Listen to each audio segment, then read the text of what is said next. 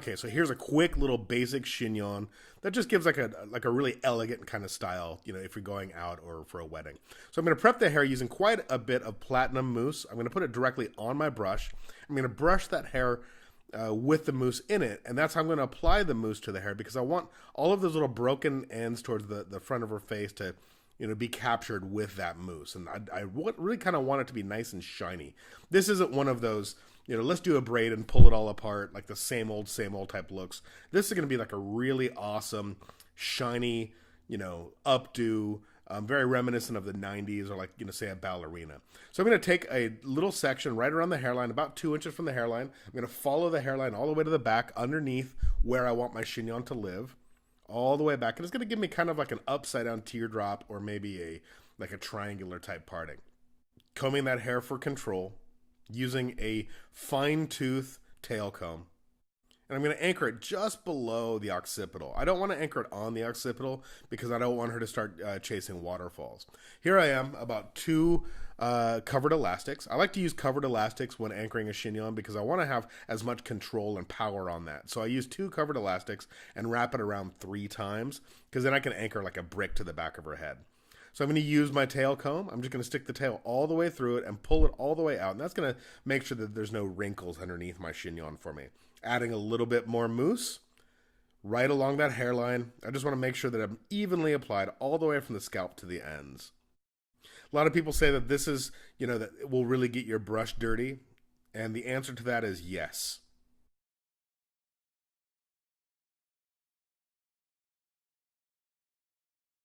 So here we are, brushing all that hair into place. You see, really nice and shiny. Nice and shiny. I'm going to just twist that hair going towards the scalp. If you wrap away from the scalp, the hair is going to unwind. So you want to wrap towards the scalp. I'm going to take a little bit more hair from underneath my chignon up over. That's going to become my ribbon. That's going to flatten out. And my rope is the existing hair. And I'm just going to smooth that so it's a seamless kind of rope that wraps around the ponytail, and anchor that with a chignon pin. And I'm going to anchor it with just one singular chignon pin that's bright enough to where I can see it. My whole thing is, it's amazing what you can do with 1,000 pins, but what can you just do with just 2? So if you use those pins and, keep them visible, you can take them out if you don't need them. So there we are. I created my rope. Now I'm going to take my ribbon and just wrap it around seamlessly around my rope, flattening it out and making sure it's seamless. Wrap around the previously wrapped parting or section, taking my pin out and reapplying it so I can see my balance. Now let's start working on the tail of the chignon. I'm going to give it about 10 little back combings, and that's just going to kind of make all that hair live together and be happy and harmonious. There I am, brushing that back combing out a little bit. I'm going to reapply a little bit of hairspray.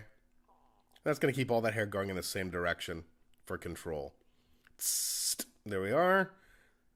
Now I'm going to use a snood, which is a hairnet, a fine mesh hairnet, and a bobby pin. And I'm going to sew the hairnet to the bobby pin at the knot of the hairnet.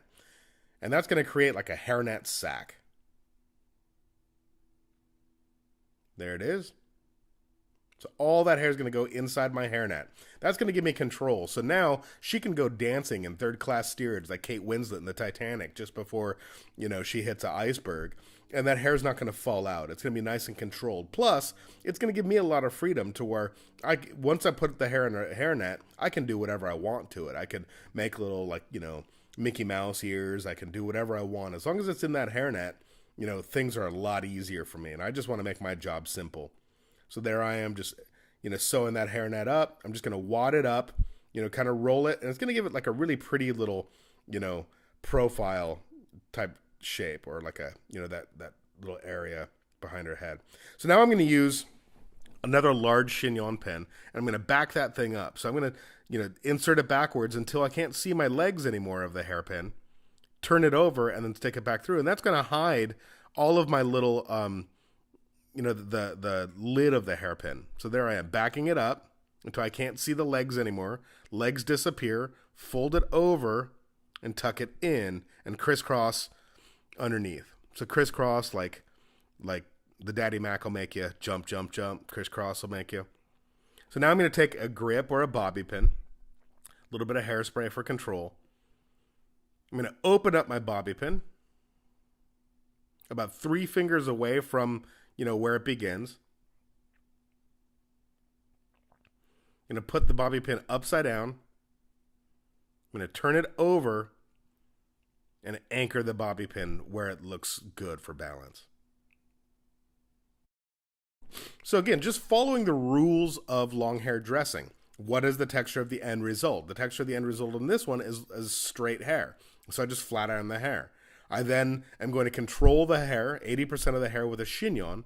And then I'm just going to dress that last 20% like I'm doing right now by just folding the hair over and making pretty little, like little rose petals.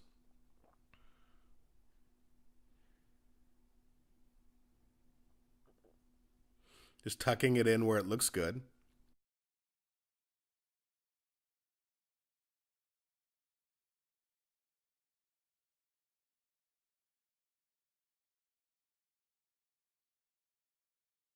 There we go.